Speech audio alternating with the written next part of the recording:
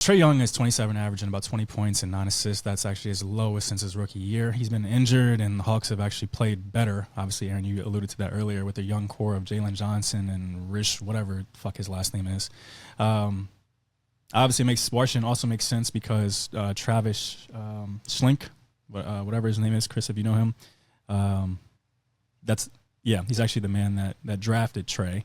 So that relationship is there. So when we look at Trae Young, is he the savior that actually helps the Wizards and jumpstarts Alex Sarr's era in DC, or is Atlanta just trying to dump a fucking $50 million player option before Trae's value actually hits rock bottom for them?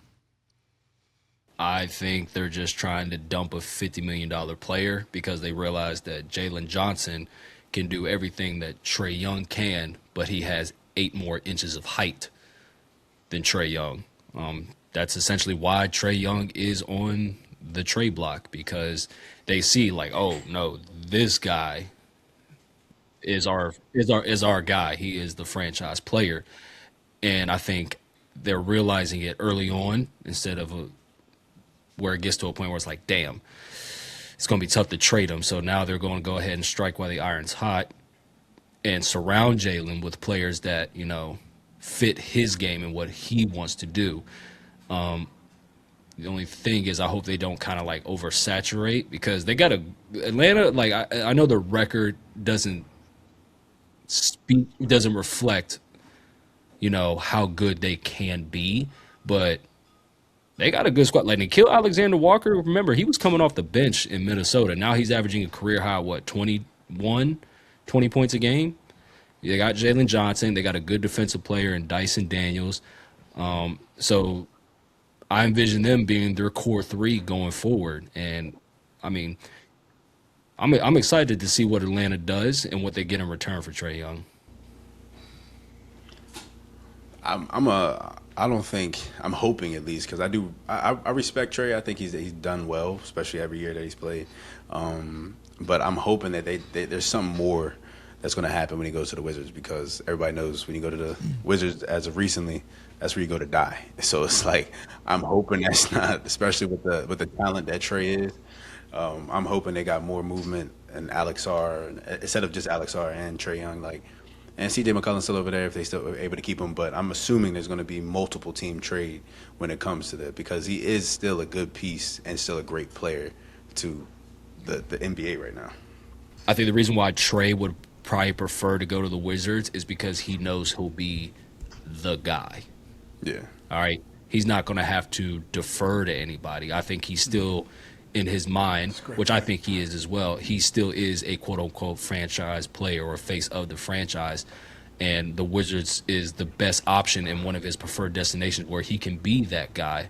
But I just think the days of a point guard that's 6'3" and under, leading your team,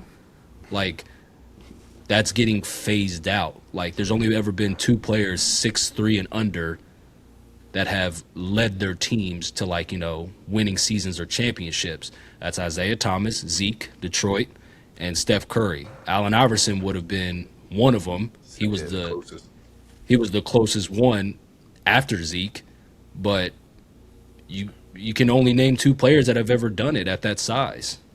I wouldn't say the position's coming obsolete. The size of that position is becoming obsolete. Unless you are shooting that bitch like Steph, or if you are a crafty motherfucker like Kyrie, or you got insane freak of nature athleticism and drive like Allen Iverson, brother, if you 6'3" and under, you gotta be special. You gotta be special. Not only to just make the NBA, but to even just stay in the NBA. Other than that, if you not one of those 3 guys I just named, then you gonna be a corner nigga. Yeah. It's just reality of it. Catch and shoot. Trae Young does have 2 of those 3 things that you named. He's not shooting like Steph, but he's Steph-esque, and he is not as crafty as Kyrie, but he is a crafty player. So it's just back to you saying, he is still a franchise player. You just need to put the right pieces around him, but to where he doesn't defer to anybody. He doesn't need no random Jalen Johnsons coming out and be like, shit, he can take your spot. So, yeah, it's interesting with the CBA and where things are at with the game. one of the issues is when players start tipping the scales and move from the upcline or sustaining, and then the scale goes here and they start that decline, and they're still being paid, right? Like they're still here or maintaining. That's typically have been one of the issues with the NBA, and probably the one issue, one of the main areas that the league struggles with, and what fans struggle with, which is why often players get a lot of negativity in press. And obviously we talk about Brad Beal going through that in Phoenix, where guys sign contracts or they're at a max level from payment standpoint, but then their play subpar starts to slide. It's always a tough stage for athletes, and as an agent, I recognize that. I've been involved in situations like that when it's tough for everybody involved. It's tough for the team that you're with. It's tough for the trade value. It's tough for the fan, and it's definitely tough for the player individually, because most players always see themselves at this level. There's this thing that I always say: athletes never retire. The sport always retired them. So, yeah, another case where we're seeing a little bit of the tipping the scales and limited options for Trae. Yeah, crazy part is, though, he's only 27, that 28 deep. years old. He's still got a lot of good basketball years in him. That's the crazy part about it. He went from the dude that was the most hated man in New York since Reggie Miller. You know what I'm saying? Shooting the dice in the middle of the court and all that. And now he is on the trade block. It's just crazy to see that he went from leading that franchise to the Eastern Conference Finals not too long ago to now slowly but surely having a team, his franchise being taken away from him because you got this young fella coming up.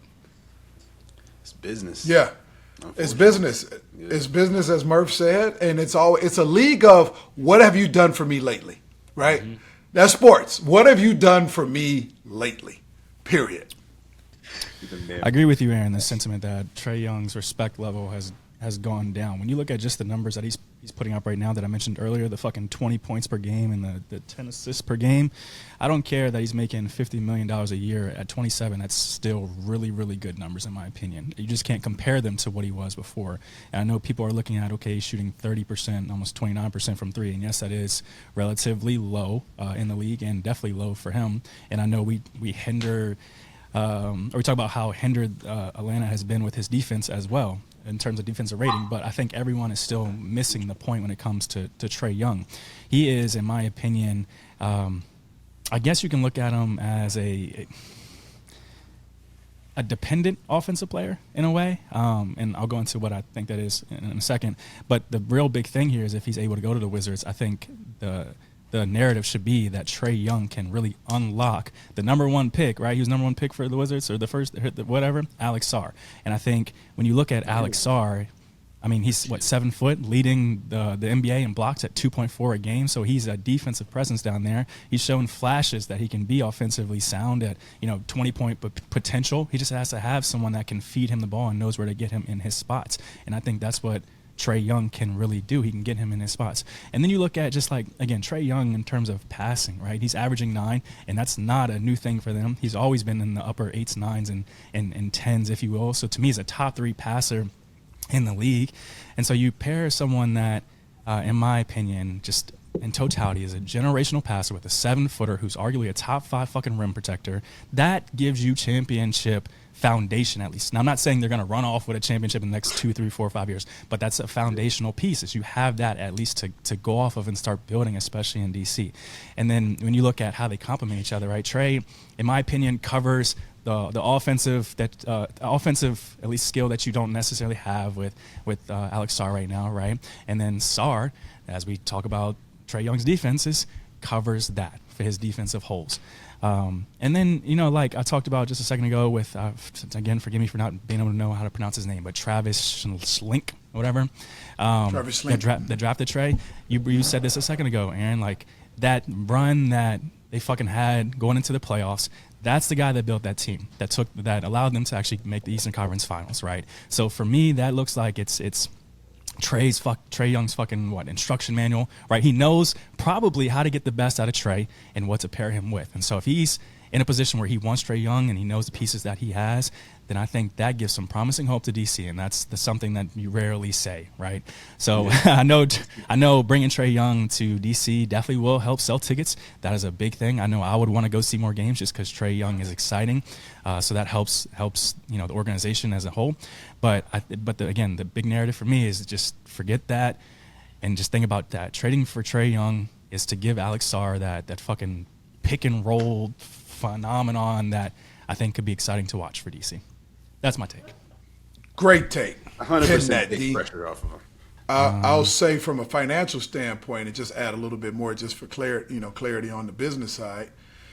One, in regards to Travis Schlenk, for those that don't know Travis obviously was the general manager of the Atlanta Hawks and obviously is now with the Wizards. But prior to that, he was the assistant general manager under Bob Myers with the Golden State Warriors. So obviously been through that, series with Steph, which probably led him to take Trae, because remember, they traded for Luka. They had the option to keep Luka, but they made the trade with Dallas in order to get Trae. His liking to Trae being similar to what he may have seen in a Steph Curry. The other thing from a business standpoint with the numbers, the Wizards, Chris Middleton and CJ McCollum are both at $30 million each. They come off the books. So adding both of those guys in a trade, the reason why a team might want to take those guys in a trade is because those numbers come off the books. So you kind of wipe that clean, and then you have that money available for free agency if you want to go down that path. So typically when you have expiring contracts, that's always a great thing that teams are looking for. So I would imagine both one or two of them would be in that trade package. Yes, Aaron, you had already said it, but Shams had put out that small notation that the big thing there was obviously CJ's expiring $30 million, and then they also were including young assets like AJ Johnson. I think they got him from Milwaukee. Yeah.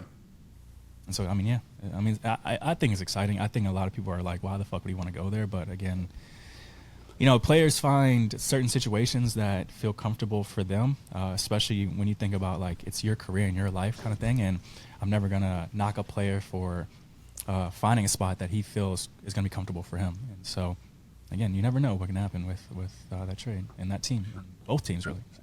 History for Trae Young, he's always proved somebody wrong. Even from high school, always been overrated.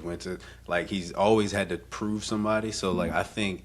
I don't know, but speculating the fact that because he's going to the Wizards and, the stigma behind the Wizards is that he's going to go there and make them into a playoff team. And that's just another thing you add to his books of, what he does and what he brings to the team at his small stature compared to the league. So I'm excited for it. Like you said, it does make me want to go to the game because he's a superstar potential player. It makes me want to go see it. Makes me want to go watch it. He has a young core around him, even though he's young himself. So I think it's a good move for him. Hopefully it's going to be a good move for him. But do you think it would add value for a guy like Bub Carrington, being a young point guard and being able to, learn a little bit from him or compete with him or play, side by side with him? I think there was a quote that I heard before. It's like, I don't know who they were talking about, but another player has been described as this, as like a force multiplier, if that makes sense. And so I don't think, again, just thinking out loud, I don't think we should look at this trade as like a franchise savior, but more or less a force multiplier. And so you talking about like who can learn from him? Yes, I just talked about Alex Sarr and how that's matter of fact. This is the quote I want to take.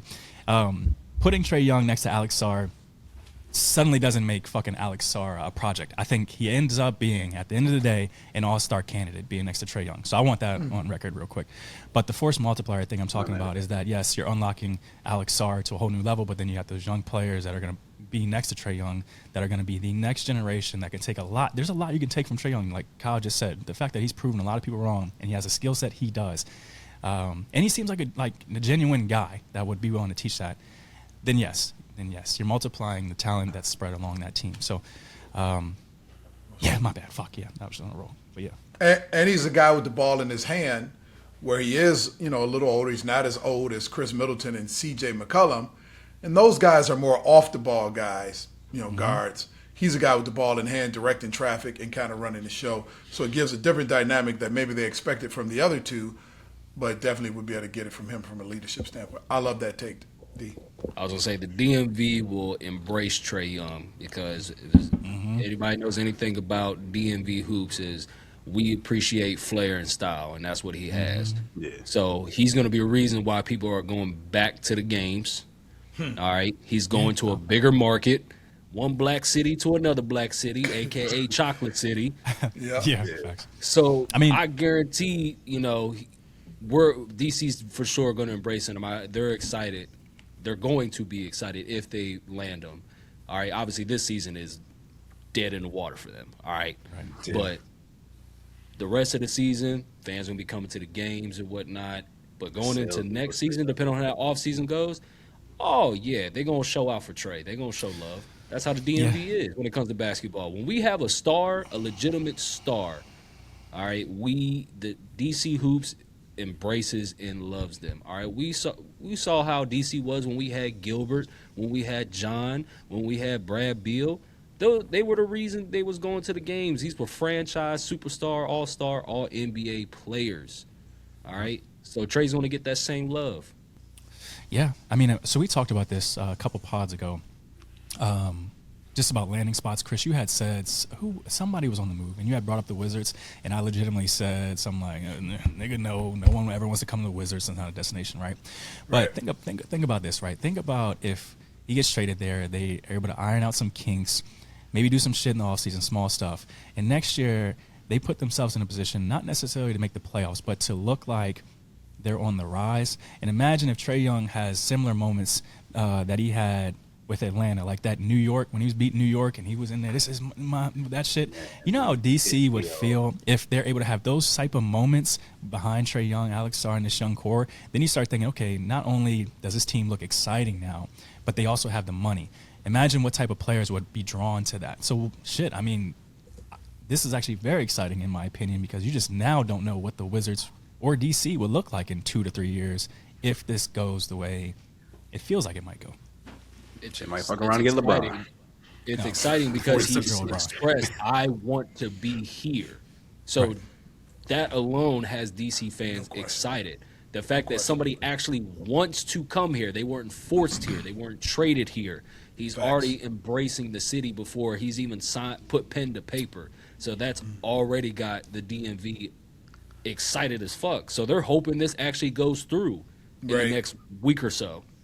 And I don't know where they sit right now, but they would have, a top 5 pick this year? Nigga, they last. They are last. I mean, that's even more reason to be excited. If they, I mean, So they Just going because I had to to look get a at top it. 5 pick. I had to look at it just now. For Trae Young's averages against the Knicks, he averages damn near 30 and 10, 27 and 8 against the Knicks for his career. That's DC crazy. would go crazy having those moments. Nick coming to DC and he beats New York like that. Yeah, man. Nah, let's relax and beat somebody else, not the North. They second to last right now. They're second to last. They're going to get a top 5 pick. So they'll probably get number 4 or 5 because there's 3 other teams ahead of them that are worse. That's Sacramento, the Pelicans, and the Pacers.